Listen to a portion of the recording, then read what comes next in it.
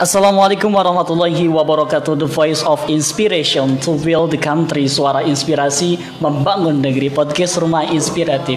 Halo sobat inspiratif semuanya. Senang kali ini rasanya saya Faiz Firdaus bisa membersamai sahabat inspiratif semuanya dalam acara Ngopi, Ngobrol Penuh Inspirasi. Tapi sebelum dimulai pembahasan, saya ingin mengajak sahabat inspiratif semuanya untuk ikut bersama memuliakan para penghafal Al-Quran di Pondok Pesantren Tahfidzul Quran Sabilur Rahman dengan gerakan 3S, sehari 1.000, seminggu 10.000, dan sebulan 100.000 disalurkan melalui Bank Mandiri Syariah dengan nomor 7134471233 atas nama Pondok Pesantren Sabilur Rahman. Oke sahabat inspiratif semuanya, kali ini saya sudah bersama orang luar biasa dan sudah malang melintang di dunia perpolitikan. Kita sapa terlebih dahulu. Assalamualaikum warahmatullahi wabarakatuh. Waalaikumsalam warahmatullahi wabarakatuh. Sehat Pak.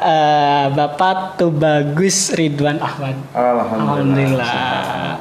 Oke Pak, sebelumnya mungkin kan sahabat masyarakat Kota Serang serta Provinsi Banten bahkan dunia ini biasanya kita juga ada teman-teman yang stay tune dari Libya dan Australia. Mungkin perkenalan terlebih dahulu supaya lebih enak Pak. Ya. Buka maskernya ya. Boleh. Assalamualaikum warahmatullahi wabarakatuh. Waalaikumsalam. Sahabat inspiratif, saya Tubagus Ridwan Ahmad. Saya saat ini diamanahi sebagai Ketua Komisi 3 DPRD Kota Serang, ya sekaligus juga Ketua Fraksi Partai Keadilan Sejahtera DPRD Kota Serang. Komisi 3 ini kita membidangi tentang pendapatan daerah, keuangan daerah, kerjasama daerah, aset daerah. Ya, saya tinggal di Komplek Permata, Ciwaru Serang, dengan 1 istri dan 4 anak. Oke, saya manggilnya Bang apa Pak Dewan aja nih ya? Iya, bebas terserah. Bebas ya. Oke, Pak Dewan, hari ini kita akan bahas tentang optimalisasi peningkatan PAD, pendapatan asli daerah Kota Serang, dalam sudut pandang Komisi 3 DPRD Kota Serang di masa pandemi saat ini. Ya. Tentunya juga hari ini kita punya PR besar. Dan konon katanya PAD Kota Serang ini paling rendah. Nah, silakan mungkin Pak Dewan ingin juga memberikan sedikit prolog dan pandangan terlebih dahulu sebelum saya banyak memberikan pertanyaan.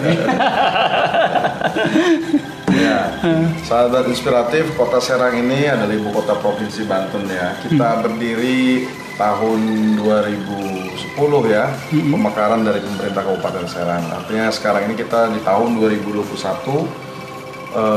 Tahun ke-11 ya. Mohon maaf, Serang ini beri tahun 2007 ya, 2007. Jadi kita ini hampir tahun ke berapa berarti Pak Faiz? Tahun ke 314. Ya, kurang lebih tahun ke 314 lah. Kalau di usia orang mah usia remaja lah ya. Nah, kita ini APBD kita ya totalnya kurang lebih 1,2 triliun. Nah, dari 1,2 triliun pendapatan asli daerah kita sebelum pandemi ya itu kurang lebih 200 miliar. Ya, itu sebelum pandemi nih. Sebelum pandemi. Nah, setelah pandemi hilang hampir 50 miliar lah ya. Jadi kurang lebih di angka 160 miliar lah ya pendapatan asli daerah kita. Nah, sisanya dari mana pembiayaan tersebut? Sisanya adalah ditopang dari dana transfer. Ya, coba bayangkan APBD kita 1,2 triliun ya, sedangkan pendapatan kita hanya kurang lebih di angka 160 miliar. Jadi kita rasio kemandirian daerah kita cuma 17% nih Pak Faiz. Ya, artinya ketergantungan pembiayaan pembangunan Kota Serang ya sangat banyak digantung kepada anggaran pemerintah pusat. Jadi kalau misalnya bahasa wong Serang mating batingnya terjadi huru hara APBN gitu ya, huru hara di pusat, bisa jadi kita ini nggak bisa ngapa-ngapain karena kita hanya mampu membiayai diri kita 17% ya dari total pembiayaan 1,2 triliun tersebut. Ya, sisanya hampir semuanya ditransfer oleh pusat. Gitu. Nah, gitu Pak Faiz. Nah, sebenarnya Pak Dewan, pendapatan asli daerah itu didapatkan dari apa saja sih kalau di Kota Serang? Ya, kalau pendapatan asli daerah Kota Serang ini kan terdiri dari pajak daerah, ya, kemudian dari retribusi daerah, ya, kemudian juga kelompok yang ketiga itu adalah lain-lain PAD yang sah, ya. Ada 3 kelompok besar nih, ya, menurut undang-undang, ya. Nah, pertama, kelompok besar yang pertama adalah pajak daerah.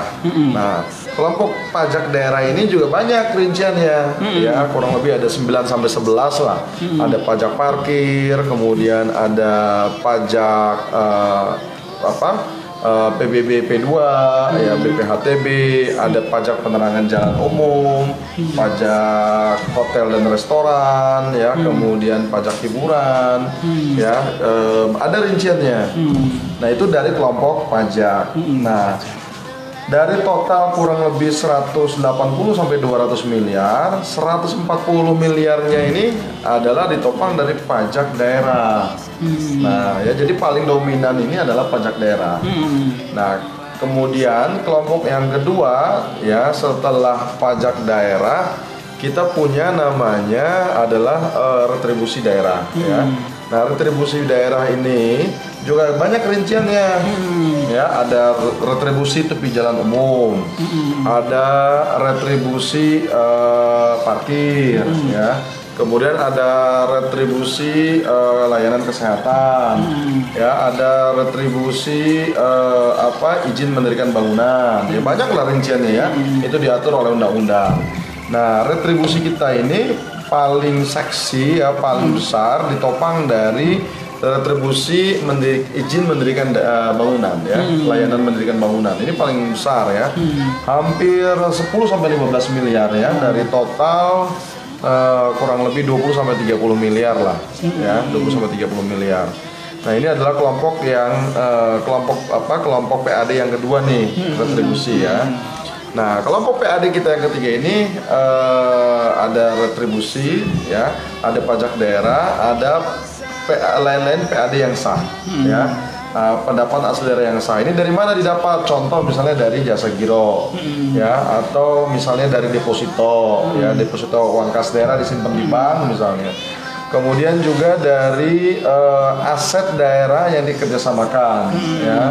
Contoh kita punya sewa tanah luhur, ya, sama luhur tuh, ya, ada 400 hektar, itu kan disewa-sewakan.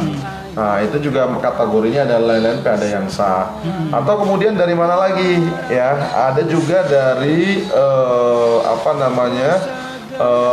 BUMD, ya, kita punya PDAB Saubahtera Air, PDAM, ya. Nah, itulah mungkin sahabat inspiratif, ya, Pak Faiz. Oke, saya kutip berita nih, ya. Jangan boleh, ya. Silakan. APBD Kota Serang defisit 72 miliar. Wakil ini mungkin juga menjadi pertanyaan. Kenapa tuh 72 miliar? Boleh dibuka terlebih dahulu, ya. APBD Kota Serang defisit 72 miliar ini dari salah satu serangnews.com nih. Sedih, perimbangan kita juga turun. Baik, begini, konsepsi APBD itu ada 3, ya. Konsepsi APBD itu ketika saya kebetulan juga sebagai anggota Badan Anggaran di DPRD, ya, kita juga menyusun APBD, merancang dan ikut menetapkan. Nah, yang saya sebut konsepsi APBD itu ada 3, ya. Yang pertama, ketika kita menyusun APBD, skema kita yang pertama nih, ya, skema defisit, ya. Nah, yang kedua adalah berimbang, ya, defisit enggak, surplus enggak nih. Nah, skema yang ketiga ini adalah skema surplus APBD. Nah, sepengetahuan saya, sepanjang Kota Serang ini berdiri, ya, tidak pernah APBD kita ini berimbang atau surplus. Ya, kenapa? Karena selalu defisit. Nah, pertanyaannya, terus bagaimana cara menutupi defisit ini? Ya kan, pakai gitu kan pertanyaannya kan. Nah, kita, ya, selalu memiliki silpa. Ya, silpa ini adalah sisa lebih penganggaran. Ya. Nah, silpa ini didapat dari mana? Ya, kelebihan pendapatan asli, kelebihan target dari pendapatan asli daerah. Contoh di target tahun ini misalnya 180 miliar, kemudian realisasi di akhir tahun jadi 190 miliar. Berarti kan ada kelebihan tuh 10 miliar, ya. Itu masuk dalam akun silpa penganggaran. Nah, kemudian dari mana lagi silvanya misalnya? Silvanya juga bisa didapat dari efisiensi belanja. Ya, belanja daerah kita misalnya selalu dianggarkan kurang lebih di 800 sampai 900 miliar. Nah, kenyataannya bisa diefisiensi belanja nih. Ya, efisiensi belanja misalnya bisa diefisiensi sampai dengan 30 miliar begitu ya. Nah, kemudian dari mana lagi silva didapat? Silva ini juga didapat dari beberapa program kegiatan yang gagal dilaksanakan. Ya, gagal lelang lah misalnya kan, kemudian juga gagal dalam perencanaan begitu kan. Nah, sehingga ada anggaran yang standby tidak digunakan. Nah, ini juga masuk dalam kategori silpa. Nah, pendapatan silpa kita setiap tahun nih ya, setiap tahun APBD sepanjang saya mulai dilantik periode pertama di tahun 2014 Pak Faiz, ya, range kisaran pendapatan silpa kita di angka 60 sampai dengan 100 miliar. Nah, kalau kemudian kita tidak menyusun skema APBD defisit, maka silpa ini kan tergunakan nih. Ya, silpa ini tidak tergunakan. Nah, kalau kemudian kita membuat skema APBD ini surplus, ya bagaimana surplus? Uang PAD kita aja baru menyumbang 17%. Ya, di sisi lain kalau surplus ini dianggap oleh pemerintah pusat, Kota Serang punya duit nih. Nah, sehingga akan berdampak kepada bantuan anggaran dari pemerintah pusat, entah dalam dana perimbangan, ya, entah dalam dana bagi hasil gitu, DBA namanya. Saya kira itu Pak. Cek lagi kembali. Ada lagi berita selanjutnya. Saya coba kutip terlebih dahulu dari salah satu media ini yang sudah tayang. Retribusi Dishub Kota Serang jeblok dari Republika.id. Ya. Nah, begini ya, strategi dalam mendongkrak PAD ini ya, karena saya sebagai Ketua Komisi 3 concern mendorong pemerintah untuk mengupayakan peningkatan pendapatan asli daerah, adalah fokus pada dua hal ya. Pertama adalah intensifikasi dan ekstensifikasi ya. Nah, satu di antara yang kita upayakan adalah intensifikasi. Nah, intensifikasi ini adalah mengoptimalkan potensi pendapatan yang sudah ada. Nah, minimalnya bahasa vulgar kita itu, gimana caranya supaya nggak bocor gitu ya, pendapatan asli daerah ini. Jadi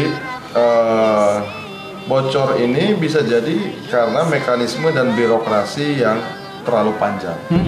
Nah, inilah yang terjadi menurut saya di retribusi di Subkota Serang. Ya, retribusi di Subkota Serang ini memang sepanjang saya di DPRD, satu di antara retribusi yang tidak pernah tercapai targetnya.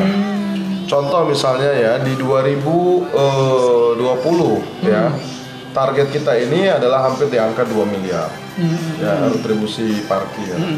Tetapi kemudian realisasinya adalah di 600 juta. Kan jauh sekali. Jauh sekali itu. Iya, jauh sekali. Nah, kenapa? Karena satu di antaranya adalah mekanisme pungutan retribusi yang terlalu birokratis. Ya, kita punya 400 jukir sekota Serang. 400 jukir. Iya. Nah, 400 jukir ini yang suka nongkrong-nongkrong di pinggir jalan nih, kalau Pak Faid atau sahabat inspiratif parkir kan dipungut tuh parkir ya, 2000 ya. Ya, yang ada seragamnya di Dishub Kota Serang, jasnya. Nah, itu dia disebut jukir. Nah, kita punya 400 tuh jukir itu. Nah, 400 jukir ini ya, dia setor tiap hari kepada koordinator jukir. Ya, koordinator jukir kita mungkin 30 sampai 40. Nah, dari koordinator jukir ya, dia bisa per hari, bisa per pekan, setor kepada bendahara dinas perhubungan. Ya, nah baru dari bendahara dinas perhubungan, bendahara layanan gitu ya, itu dia setorkan ke kas daerah. Nah, inilah kemudian yang menurut saya satu di antara mekanisme yang terlalu birokratis sehingga kemudian adanya potensi kebocoran itu terjadi.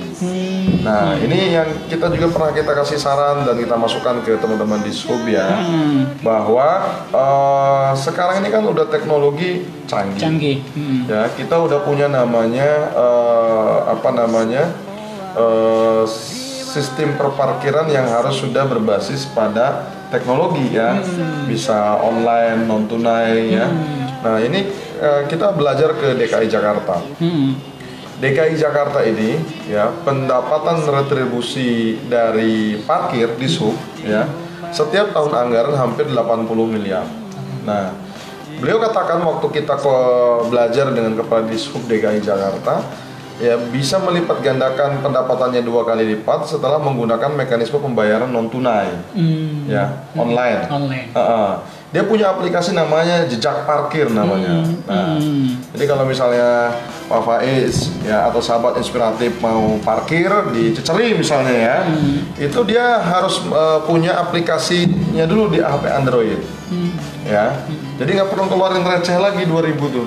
Kalau di Jakarta tuh misalnya ya, di beberapa kawasan udah diterapkan. Cukup dia scan barcode gitu kan, dan itu langsung real time langsung masuk ke kas daerah. Tanpa harus masuk dulu ke Koloroto Jukir, ke parkir, kemudian ke Dishub gitu ya, tapi langsung ke kas daerah. Bahkan seorang kepala dinas, seorang kepala daerah juga bisa memantau tiap hari target pendapatan secara real time-nya berapa gitu ya. Nah, kalau hari ini orang masuk tol aja udah bisa pakai e-tol, yang dulu di awal banyak yang protes gitu ya. Nah, maka saya kira mudah juga sebenarnya kita mulai mengedukasi masyarakat untuk sistem dan mekanisme pembayaran non tunai. Apalagi di masa pandemi saat ini juga kan mengajarkan kita untuk bisa terus tidak gagap teknologi ya, belajar di rumah lebih santai gitu.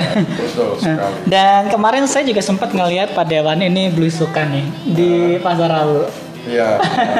Nah, itu sedang memperbaiki apa nih sebetulnya? Oh ya. Satu di antara pendapatan retribusi kita ini kan retribusi pasar ya. Nah, ini juga satu di antara retribusi pasar juga yang bagian dari pendapatan asli daerah. Nah, retribusi pasar ini kalau bahasa orang pasar salar gitu ya, salar pasar begitu kan. Nah, sama ini juga yang harus menjadi PR buat pemerintah Kota Serang. Kenapa? Karena pendapatannya juga belum maksimal dan belum optimal.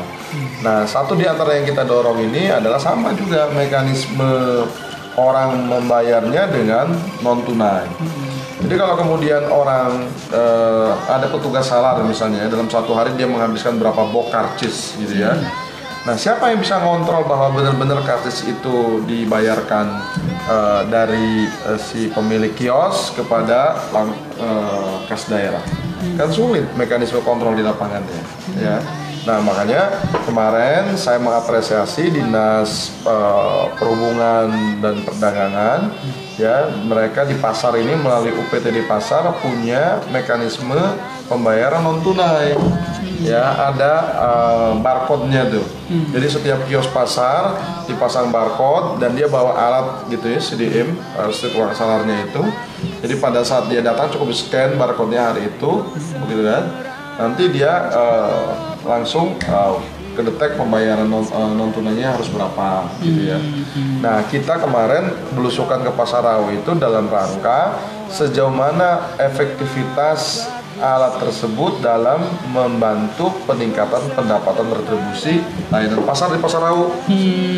Gitu sahabat inspiratif. Oke, teman-teman serta sahabat inspiratif semuanya yang ada di rumah, mungkin kita akan sapa terlebih dahulu siapa yang sudah berpartisipasi. Ada Mbak Wulan yang sudah berpartisipasi, terima kasih. Mantap Pak Dewan gitu. Ada Aditya Warman, kemudian juga ada Nisa Wahidah dari Solo, ada Mumu Muhyiddin, kemudian ada Indra Alamsah Bogor, kemudian Mumuk Bila, kemudian Sana Ahmad Cikampek, Kusuma Nirmala, kemudian Suci Harjana, kemudian juga Endah Nur Ajijah Purwakarta, Eka RS Lampung, Ifat Nur Fadilah Bangka Belitung. Banyak juga ya Pak. Hari ini yang sudah bergabung alhamdulillah ya, sudah banyak. Pada Dewan kita selanjutnya nih ya, karena memang ini kita coba untuk memberikan salah satu gagasan di diskusi ini, kita coba kasih inspirasi terbaik untuk peningkatan optimalisasi PAD Kota Serang. Nah, selain memang pembenahan mekanisme yang memang harus dilakukan ya, terutama memang kita belajar tadi dari DKI Jakarta. Hal apa sih? Kalau saya ambil contoh sebenarnya sistem manual juga kalau misalkan dikelola dengan baik bisa. Contohnya gini, Pak Dewan. Kalau kita lihat turnamen sepak bola, ya kan? Ada parkir kan biasanya, dan biasanya juga kan ada hasil pendapatan dari hasil akhir turnamen tuh, dengan jumlah juga fantastis. Ada yang bisa sampai membangun musola, membangun masjid dan lain sebagainya, gitu kan? Sebenarnya apa sih solusi-solusi ke depan memang selain memang pembenahan secara mekanisme? Ya, itu yang tadi saya sebut di awal ya. Kita mendongkrak pendapatan asli daerah itu dengan dua cara. Bahasanya ke teman-teman Dinas Pendapatan Keuangan Daerah itu adalah intensifikasi dan ekstensifikasi. Ya, intensifikasi itu adalah mengoptimalkan pendapatan yang sudah ada agar tidak bocor lah begitu ya, yang sudah ada ini. Bahkan bisa ditambah, bisa dilebihkan. Nah, baik contoh misalnya retribusi di sub yang sudah ada potensinya 2 miliar, bisa bagaimana caranya bisa meningkat jadi 4 miliar gitu ya. Nah, atau juga contoh misalnya retribusi izin mendirikan bangunan. Saat ini yang sudah 15 miliar, bagaimana contoh bisa naik jadi 20 miliar. Nah, ini adalah upaya intensifikasi. Ya. Satu diantaranya adalah memperbaiki mekanisme pembayaran ya, dari tunai menjadi non tunai. Kemudian juga karena ini sekarang udah teknologi berkembang, kita juga mendorong dan saya kira sebelum pandemi juga di PKAD mulai gencar memasang tipping box namanya. Ya, jadi tipping box ini sebuah alat kontrol yang dipasang di restoran, ya, di hotel, ya, di alat pembayarannya mereka. Kalau misalnya Hotel Ratu misalnya ya, Hotel X lah dipasang misalnya alat tipping box, dalam satu malam itu dia akan tahu berapa kamar yang tergunakan, begitu ya. Nah, itu juga adalah bagian dari alat kontrol dan cara intensifikasi untuk mengoptimalkan pendapatan asli daerah. Nah, ada cara yang kedua adalah ekstensifikasi. Ekstensifikasi ini adalah menggali potensi yang belum ada jadi ada, begitu ya. Nah, satu di antara yang kita dorong adalah bagaimana pemerintah Kota Serang ini memiliki BUMD, Badan Usaha Milik Daerah, penghasil PAD yang sehat. Ya, kita lihat potensi misalnya pertanian di Kota Serang.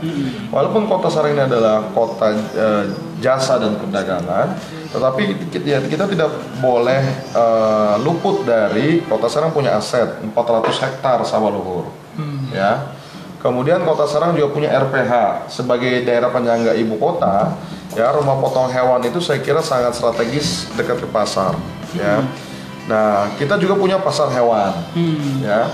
Nah, kalau kemudian sawah luhur, kemudian rumah potong hewan, pasar hewan ini dikelola dalam standar bisnis yang bankable, begitu kan? Dalam sebuah badan usaha milik daerah. Saya kira ini juga adalah potensi, ya, potensi peningkatan pendapatan asli daerah. Nah, pada prinsipnya gini ya, pemerintah harus selalu kreatif dan inovatif, ya, mencari potensi-potensi pendapatan asli daerah yang tidak hanya menggantungkan atau bersumber pada APBD untuk membiayai pembangunan di Kota Serang. Karena kalau bergantung pada APBD toh, ya, kita sudah tahu saat ini rasio kemandirian daerah kita cuma 17%. PAD kita hanya menyumbang 17%. Ya, sahabat inspiratif. Jadi kalau terjadi huru-hara APBN, ya stuck pembangunan di Kota Serang. Kenapa? Dari 1,2 triliun, kita hanya bisa membiayai 180 sampai dengan 200 miliar saja. Jauh sekali. Jauh sekali, karena sisanya adalah dana transfer. Nah, inilah kemudian yang harus menjadi PR wali kota ya. Kalau kita belajar dari Jakarta ya, Jakarta itu hampir dia rasio kemandirian daerahnya cukup bagus, ya, karena memang ibu kota negara ya. Atau kita lihat dari kota-kota yang sudah mulai bagus ya, kayak misalnya Bandung kota, kota Banyuwangi misalnya ya, terus misalnya Yogyakarta, ya, Surabaya, ya itu kota-kota besar lah ya. Atau kita cari kota-kota yang mirip-mirip Kota Serang lah ya. Kota apa coba kira-kira? Solo. Ya, Solo misalnya, itu rasio kemandirian daerahnya udah cukup bagus, sudah di atas 50%. Nah, ini PR kita semua di Kota Serang ya, bagaimana kita bisa mandiri secara pembiayaan daerah ya dengan menggantungkan kepada pendapatan asli daerahnya sendiri. Nah, sekarang dari reklame. Ya. Untuk pendapatan reklame sendiri ini tinggi nggak sih sebenarnya di Kota Serang? Minim peminat. Jadi gini, pendapatan asli daerah itu yang paling seksi adalah dari pajak daerah kan. Karena dari 180 sampai 200 miliar itu ya 150 miliarnya ini atau 140 miliarnya ini adalah dari pajak daerah. Nah, sekarang kita lihat pajak daerah ini kelompok mana yang paling seksi gitu ya. Nah, kelompok yang paling seksi ini cuma dua ya. Pertama adalah PBB, P2 dan BPHTB, ya, artinya pajak PBB, ya, pajak mobil bangunan, BPHTB. Jadi kalau misal sahabat inspiratif, Pak Faiz baru beli tanah nih, ya kan ada BPHTB-nya tuh. Nah, semakin banyak pembebasan, semakin banyak developer bangun, ya, karena kita ini adalah menuju kota urban, ya, maka pendapatan BPHTB kita bisa cukup besar. Kita hampir 50 miliar lebih ya pendapatan BPHTB kita. Nah, kemudian penerangan jalan, ya, dari listrik yang kita pasang ini kan ada pajaknya, ya kan? Nah, pajak listrik juga cukup, penerangan jalan PJU namanya ya, cukup besar juga, ya, kurang lebih di angka 30 miliar. Nah, kalau reklame, ya, pajak reklame ini di bawah, masih di bawah 5 miliar lah ya, masih di bawah 5 miliar, kalah masih dengan pajak restoran dan hotel. Nah, sekarang yang lagi hits dong. Apa tuh? Ya, ada pertanyaan terlebih dahulu ya. Bagaimana dengan perlakuan di sub yang sembarangan mengatur pengendara mobil atau sepeda motor? Karena saya beberapa kali sering melihatnya Pak Dewan, bahkan sekelas di sub saja berani menilang dan meminta uang. Tolong tegaskan Pak, katanya dari Ririn Serang. Ya. Bagaimana dengan perlakuan di sub yang sembarangan mengatur pengendara mobil atau sepeda motor? Ini saya kira tidak boleh ya, dan tidak bisa dibiarkan. Ya, boleh nanti ya kalau perlu sekarang mau udah zaman canggih sih ya, ya, dipoto aja siapa petugasnya, kalau perlu identitas namanya, dan dicek juga benar nggak itu di sub atau oknum, ya. Nah, nanti laporkan ke kita, insya Allah kita akan tindak lanjuti dengan kepala Dishub Kota Serang. Ya. Oke, itu ya teman-teman. Jawabannya ya, Teh Ririn dari Serang. Tadi, sekarang kita bahas yang lagi hits. Apa tuh yang lagi hits? Sampah. Tentunya kan lagi hits ya, lagi hits dong. Jadi harus kita segel juga, karena kan konon katanya bahasanya adalah untuk peningkatan asli daerah. Dengan nilai fantastis 48 miliar. Wow. Dan sampahnya sehari 400 ton. Iya. Silahkan sikapnya dong. Bukan sikap sih, ini terlebih dahulu pandangannya. Saya kira begini ya, konsepsi kerjasamanya sudah ditandatangani MOU antara Pak Wali Kota Serang dengan Wali Kota Tangerang Selatan. Nah, setelah MOU ini dibawa ke gedung DPRD untuk minta persetujuan, ya, baru setelah itu dilakukan perjanjian kerjasama, ya, PKS namanya, bukan PKS Partai Keadilan ya, ya, perjanjian kerjasama. Nah, setelah perjanjian kerjasama baru nih, ya, mereka running. Nah, sampai detik ini, ya, kami juga belum menerima informasi surat permohonan persetujuan dari Pak Wali Kota kepada DPRD. Nah, jadi kami sedang nunggu nih. Nah, kenapa kami nunggu surat persetujuan kepada DPRD? Karena saya yakin dalam surat itu nanti akan dilampirkan hasil kajiannya. Ya. Nah, tentu kita akan minta nanti pemerintah kota untuk expose hasil kajiannya. Ya. Nah, kami sedang nunggu nih, sahabat inspiratif dan Pak Faiz, ya, hasil kajian versi pemerintah kota ini apakah kemudian menguntungkan pemerintah, ya, atau sebaliknya merugikan masyarakat. Ya. Tapi saya secara pribadi, ya, tidak sependapat ketika urusan sampah ini memprioritaskan pada pendapatan asli daerah. Ya, tidak sependapat. Ya, kenapa? Karena sampah ini adalah harus mengedepankan kepada ya keselamatan dan kesehatan masyarakat adalah hukum panglima di atas segalanya. Ya ini yang harus dikedepankan nih, ya kan? Karena kan kita tidak tahu apakah kemudian senilai 48 miliar itu seimbang dengan risiko yang dihadapi oleh masyarakat, ya kan? Mulai dengan risiko kesehatannya, risiko keamanannya di lingkungan sekitar, risiko sosialnya. Nah, saya kira ini kan yang harus kemudian kita diskusikan ya. Dan itu akan nanti jelas ketika kemudian pemerintah kota sudah menyampaikan hasil kajiannya. Dan insya Allah kita akan undang nanti ya kepada teman-teman pemerintah, kepada Dinas Lingkungan Hidup. Nah, menggunakan teknologi apa nih untuk melakukan processing 400 ton di TPA Cilowong, gitu ya. Kalau kemudian skemanya hanya menambah timbunan, jelas kami tidak sepakat. Ya, kalau skemanya hanya menambah timbunan ya, misalnya tiap hari 400 ton, tiap hari 400 ton, makanya yang kami pertanyakan kepada pemerintah kota adalah menggunakan teknologi dan alat apa? Nah, ya? Teknologinya kan sudah pernah ada sebelum-sebelumnya, kalau tidak salah dari Austria, yang sudah ada di salah satu TPS Cilowong sana. Dan memang sekarang mungkin tidak digunakan dengan baik. Ya, dan memang ini juga kan kalau kita berbicara mengenai aji mumpung, kalau menurut saya 400 ton dengan nilai 48 miliar itu bukan aji mumpung. Aji mumpung itu ya mungkin 10 triliun gitu ya. Ya, karena kan kalau misalkan kita kalau ngitung-ngitung banyak ngitung masyarakat gitu kan, setiap hari 40 mobil gitu kan, konvoy gitu kan. Aduh, kalau saya sering sekali kalau saya survei setiap Jumat, ba'da Jumat memberikan ya nasi box gitu ya kepada masyarakat yang khususnya juga pemulung di situ yang memilah sampah, itu radius yang sangat jauh itu sangat tercium, gitu kan. Apalagi saya harus dekat dengan situ. Bukan lagi juga limbah air lidi juga sangat membahayakan. Dan ini menjadi sikap tegas nanti ke depan. Bagaimana Komisi 3 juga mengambil sikap ini. Siap.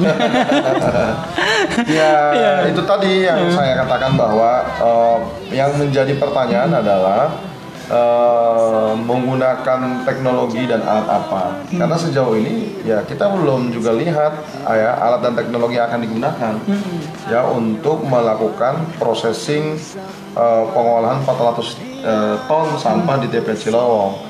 Nah, kalau kemudian tadi skemanya hanya sekedar menimbun, ya saya kira ini kesalahan besar pemerintah. Ya. Dan jelas ya saya secara pribadi ya sebagai ketua fraksi PKS juga minta pemerintah untuk dipertimbangkan. Ya, kalau kemudian skemanya hanya menimbun. Oke, sangat inspiratif. Waktunya sudah selesai nih Pak Johan ya. Lewat dari 30 menit. Oke, saya kasih kesempatan untuk memberikan closing statement terlebih dahulu. Dari bagaimana optimalisasi peningkatan PAD Kota Serang dalam sudut pandang Komisi 3 DPRD Kota Serang di masa pandemi ini, khususnya ini Ketua Komisi Bapak Tubagus Ridwan Ahmad. Baik sahabat inspiratif, rasio kemandirian daerah Kota Serang masih sangat minim ya. Kita di angka 17% pendapatan asli daerah kita menyumbang dari total seluruh pembiayaan pembangunan di Kota Serang. Nah, sehingga upaya extraordinary ya, ekstra luar biasa Pak Wali Kota beserta jajarannya, tentu kami juga di Komisi 3 sebagai mitra pemerintah, sebagai unsur penyelenggara pemerintahan daerah, mohon doanya dari sahabat inspiratif untuk bahu-membahu meningkatkan ya pendapatan asli daerah agar rasio kemandirian daerah kita adalah bisa optimal. Kita ingin di tahun 2025 sebetulnya ya rasio kemandirian daerah kita di atas 50% lah ya, sehingga kita tidak memiliki ketergantungan kepada siapapun kecuali kita bisa menjadi raja di tanah sendiri. Itu penting. Saya dulu terakhir untuk warga Cipocok dong. Ya. Kan udah 2 kali nih. Siap. Untuk warga Cipocok ya di tengah pandemi ini kita harus tetap semangat, tetap produktif, tetap menjaga protokol kesehatan dengan 3M ya. Menggunakan masker, ya, mencuci tangan. Satu lagi apa M ya? Satu lagi menjaga jarak. Menjaga jarak. Saya kira itu. Oke, teman-teman serta sahabat inspiratif, diskusi ini sangat menarik dan tentunya seorang Ketua Komisi Bapak Tubagus Ridwan Ahmad juga sudah memberikan banyak inspirasi. Diskusinya sangat menarik. Kenali dengan dekat siapa sosok beliau. Ternyata memang sangat ramah dan idenya sangat menginspirasi sekali. Saya Pak Firdaus, mohon pamit undur diri. Akhirul kalam. Assalamualaikum warahmatullahi wabarakatuh.